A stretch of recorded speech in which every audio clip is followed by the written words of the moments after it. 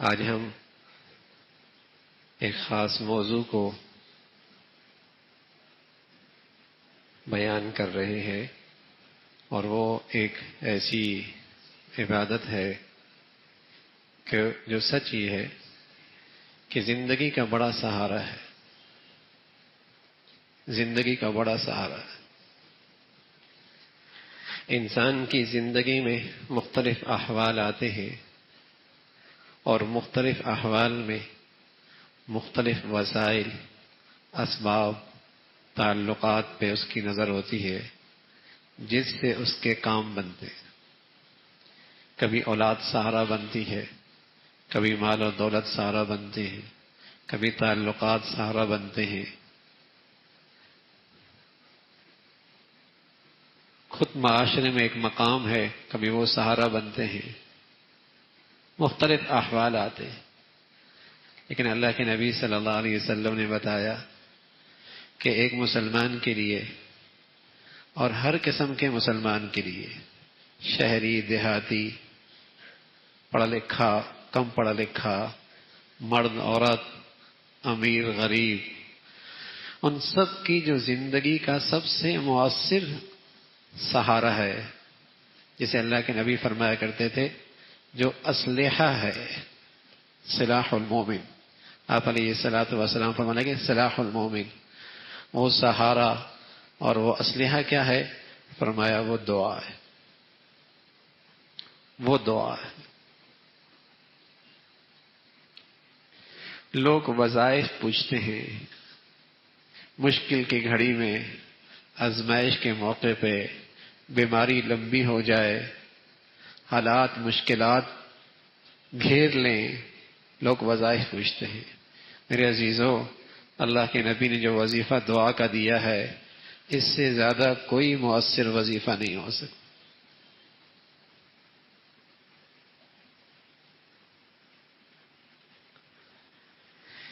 جس کے بارے میں اللہ کے نبی فرمانا کہ الدعاء سلاح المومن، دعا مومن کا اسلحہ ہے، وعماد الدین، دین کا ایک بڑیا ستون ہے، ونور السماوات والارض، زمین و آسمان کا نور ہے۔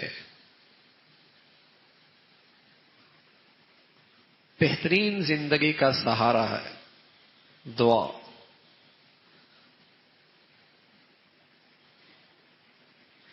ایک دعا ہی ایک ایسی چیز ہے جو تقدیر کو بھی ٹال دیتی ہے۔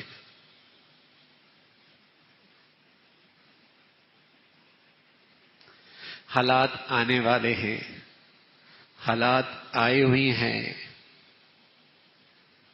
حالات آنے والے ہیں، حالات آئے ہوئی ہیں۔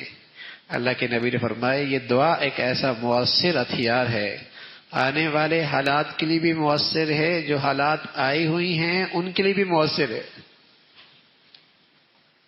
الدعاء ينفع مما نزل ومما لم ينزل۔ رسول اللہ صلی اللہ علیہ وسلم فرمانے لگے وَاسْتَقْبَلُوا أَمْوَاجَ الْبَلَاءِ بِالدُّعَاءِ وَالتَّضَرُّعِ، آنے والے مصائب کا اور آفات کا اور آزمائشوں کا اور ناگہانیوں کا راستہ روکو، راستہ روکو، بند بناؤ، بند بناؤ، رکاوٹ بناؤ۔ فرمایا وہ کیا ہے؟ وہ دعا ہے۔ وَاسْتَقْبَلُوا أَمْوَاجَ الْبَلَاءِ بِالدُّعَاءِ وَالتَّضَرُّعِ، تم گڑ گڑا کرے دعائیں کرو۔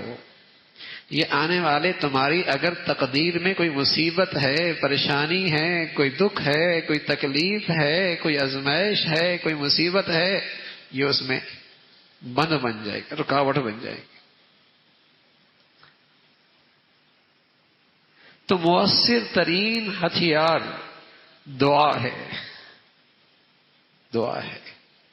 اس لیے اللہ کے سارے پیارے، ان کی زندگی کا بڑا وظیفہ رہا ہے دعاؤں کا اہتمام۔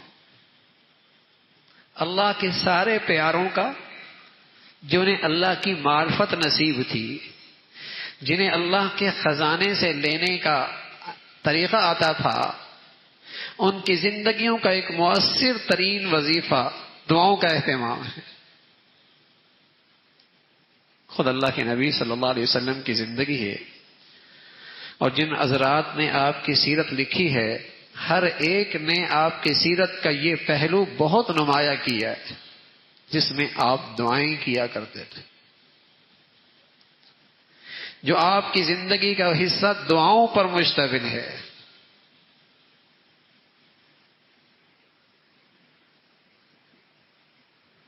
اس مادی دنیا میں چونکہ ذہنیت بدل گئی اور دل و دماغ میں یہ گمراہی چھا گئی کہ اسباب کے ہوتے ہوئے دعاؤں کی کیا ضرورت ہے،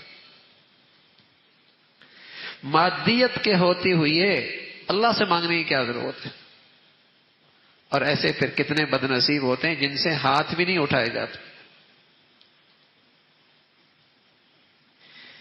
جو سب کے در کے بیکاری ہوتے ہیں لیکن انہیں اللہ سے مانگنے کی توفیق نہیں ملتی،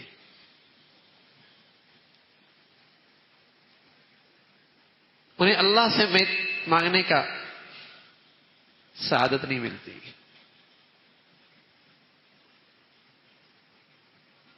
یہ ذہنیت بنی ہے کہ مادیت سے زندگی بنتی ہے، اس سے رکاوٹیں دور ہوں گی، ڈاکٹر اچھا ہو جائے، دوائی اچھی ہو جائے، بیماری تک آپ پہنچ گئے، بیماری کی تشخیص ہو گئی، اسپتال اچھا ہو گیا، کام ہو گیا۔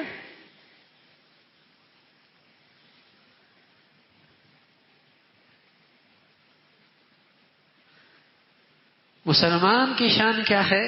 سبحان اللہ، اسباب ہوں یا نہ ہوں ظاہری، وہ سمجھتا ہے ہوگا اللہ سے۔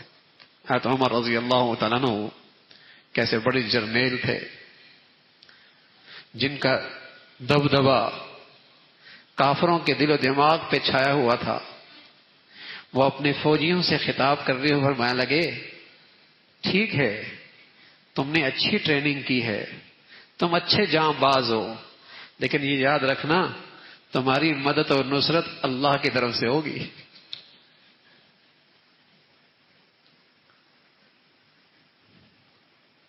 تمہاری مدد اور نصرت اللہ کی طرف سے ہوگی، اگر وہاں سے کچھ ہوا تو ہو جائے گا، ورنہ یہ سارے نقشے، یہ ساری تدبیریں، یہ سارے وسائل، یہ ساری اسباب سب دھرے کے دھرے رہ جائیں گے۔ تو مؤثر ترین وظیفہ دعا کا اہتمام۔ حضرت عمر فرمایا کرتے تھے رضی اللہ تعالیٰ عنہ، مجھے تو اس کی پرواہ ہی نہیں ہوتی کہ دعا قبول ہوئی یا نہیں ہوئی، مجھے تو سارا اہتمام اس کا ہوتا ہے کہ مجھے دعا کی توفیق ہوئی یا نہ ہوئی، اس لیے کہ جب مجھے دعا کی توفیق ہو گئی تو میرے اللہ نے مجھ سے کہہ دیا ہے پھر تیری دعا قبول بھی ہو گئی۔ ادعونی استجب لکم۔ تو مجھے اس کی فکر نہیں رہتی کہ دعا قبول ہوگی یا نہیں ہوگی، مجھے تو سارا اہتمام اس کا رہتا ہے کہ مجھے دعا کی توفیق ہو رہی ہے یا نہیں ہو رہی۔ اس لیے کہ جسے دعا کی توفیق ہو گئی اس کی دعا بھی قبول ہو گئی۔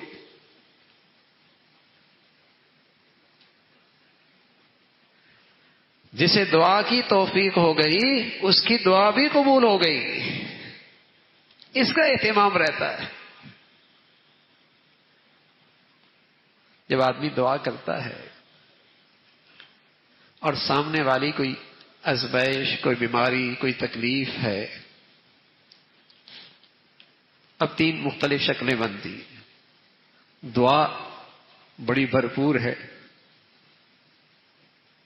اس لیے کہ دعا اسلحہ ہے نا، اور آپ جانتے ہیں صرف اسلحے کا اچھا ہونا کافی نہیں ہے، قوت بازو بھی ہونا چاہیے۔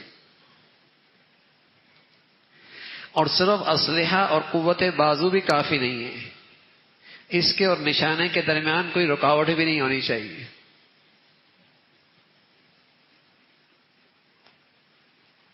پھر نشانے پہ چیز لگتی ہے نا۔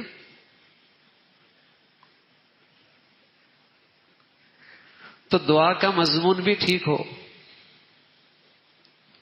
اس میں کسی گناہ کا تذکرہ نہ ہو، کوئی دعا ناجائز نہ ہو،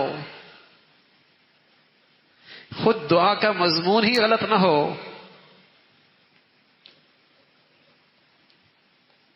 اسلحہ ٹھیک ہو۔ دوسری چیز، اسلحہ کے ساتھ ساتھ قوت بازو بھی ہونا چاہیے۔ کیا؟ دعا مانگنے والے کا یقین بھی تو ہو، اسے اللہ کریم پہ اعتماد بھی تو ہو، اسے اللہ کی ذات پہ بھروسہ بھی تو ہو، اس کے زبان کے الفاظ اور دل کی کیفیت میں ملاپ بھی تو ہو۔ دل کسی اور دنیا میں ہے، زبان کے الفاظ کچھ اور ہیں۔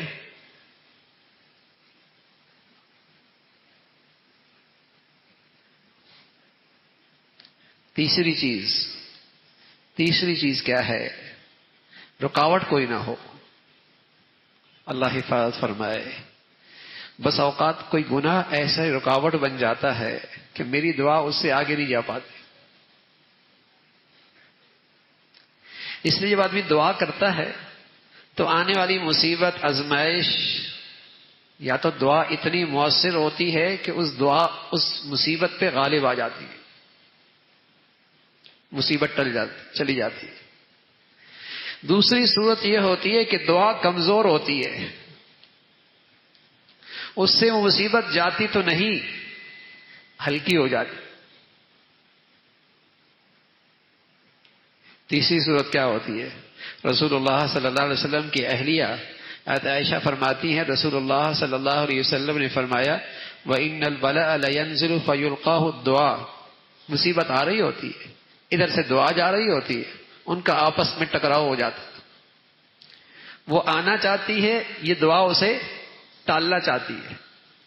فرمایا یہ ان کا آپس کا یہ سلسلہ قیامت تک رہتا ہے، یہ آپس میں ان کا مقابلہ چل رہا ہو۔ دعا نیچے نہیں آنی دیتی، مصیبت نیچے آنی چاہتی، دونوں برابر ہیں۔ تو عائشہ فرماتی ہیں رضی اللہ تعالیٰ عنہا کہ اللہ کے نبی صلی اللہ علیہ وسلم نے فرمایا یہ ان کا آپس کا یہ مقابلہ قیامت تک رہتا ہے۔ تو دعا ہتھیار ہے، لیکن کتنا مؤثر بنا سکتا ہوں میں اسے، کتنا جاندار بنا سکتا ہوں کہ اس کا مضمون بھی ٹھیک ہو، میرا اعتماد اور یقین بھی ٹھیک ہو، اور میں کوئی ایسی رکاوٹ بھی نہ چھوڑوں جو میری دعا کی قبولیت میں رکاوٹ بن رہی ہو۔ پھر سچ عرض کر رہا ہوں میرے عزیزو، دعا سے بہتر کوئی سہارا نہیں۔ زندگی کا سنوارنے کا بہترین ہتھیار اور بہترین سبب اور بہترین وسیلہ دعا ہے۔ لوگ کہتے ہیں نا اسباب بھی تو ہونے چاہیے، اسباب بھی تو ہونا چاہیے، تو ان اسباب میں ایک سبب دعا بھی تو ہے۔ اس لیے فرمایا بیماری کی بہترین دوا من انفع الادویہ، تمام دعاؤں میں سب سے نافع دوا وہ دعا ہے۔ اور خاص طور پہ سبحان اللہ جب آدمی دعا اس طرح کرے کہ پہلے صدقہ دے اور پھر دعا کرے، تو رسول اللہ صلی اللہ علیہ وسلم نے فرمایا ایسی دعا تو پھر رد ہی نہیں ہوتی۔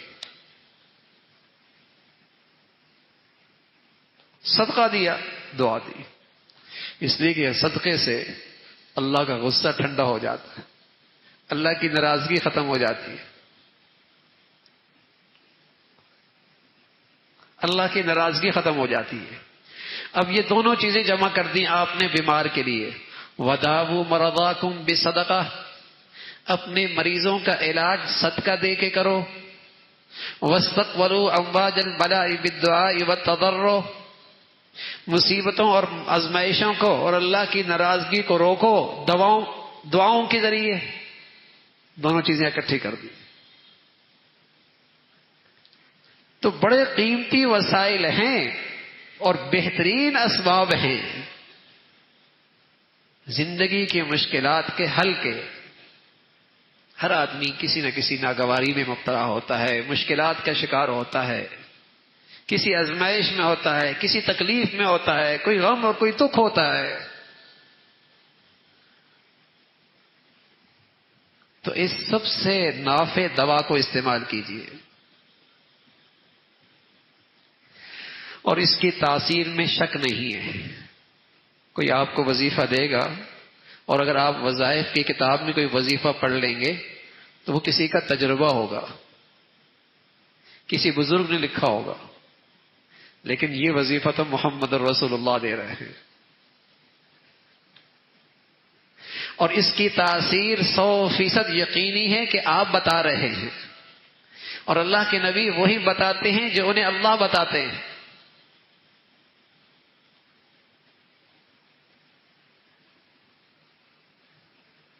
اس سب سے نافع دوا کو استعمال کیجیے اور دعاؤں کو بڑھیا بنائیے، ان دعاؤں کو بڑھیا بنائیے۔ فرمایا 2 آیتیں قرآن کی ایسی ہیں جن میں اسم اعظم ہے۔ ایک ہے اللہ لا الہ الا هو الحی القیوم، اور دوسری آیت ہے وَإِلَٰهُكُمْ إِلَٰهٌ وَاحِدٌ لَا إِلَٰهَ إِلَّا هُوَ الرَّحْمَٰنُ الرَّحِيمُ۔ اور جس دعا میں اسم اعظم ہو جاتی ہے، اور جو دعا اسم اعظم کے ساتھ مانگی جاتی ہے، وہ قبولیت کے اور زیادہ قریب ہو جاتی ہے۔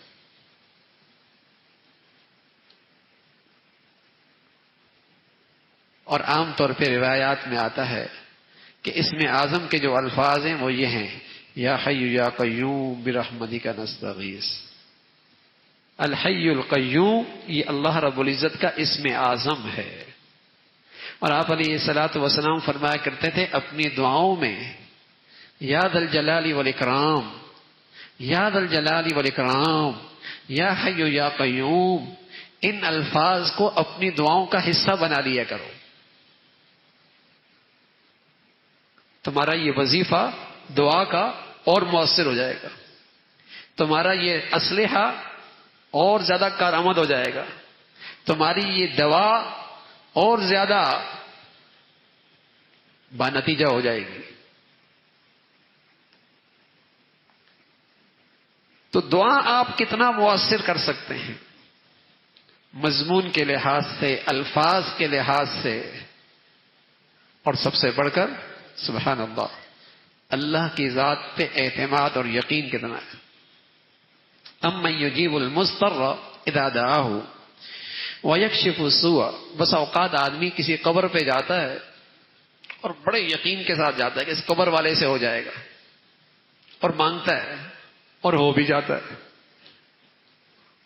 سبحان اللہ۔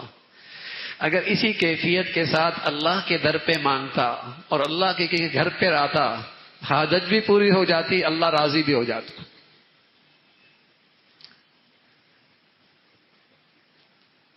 تو وہ دل کی کیفیت کی بات ہے، وہاں اعتماد کے ساتھ گیا، وہاں یقین کے ساتھ گیا، اور اللہ سے مانگتا ہے۔ بس اوقات غیر یقینی حالت میں مانگتا ہے، غیر یقینی کیفیت کے ساتھ مانگتا ہے،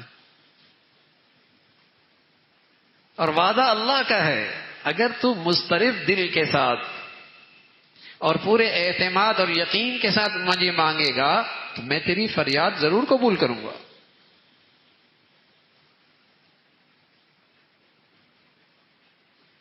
تو دعا کو کتنا مؤثر کر سکتے ہیں، اور خاص طور پہ رمضان کی ان گھڑیوں میں قبولیت کی خاص گھڑی ہے جو احادیث میں آتا ہے، اور وہ گھڑی ہے رات کا آخری پہرا۔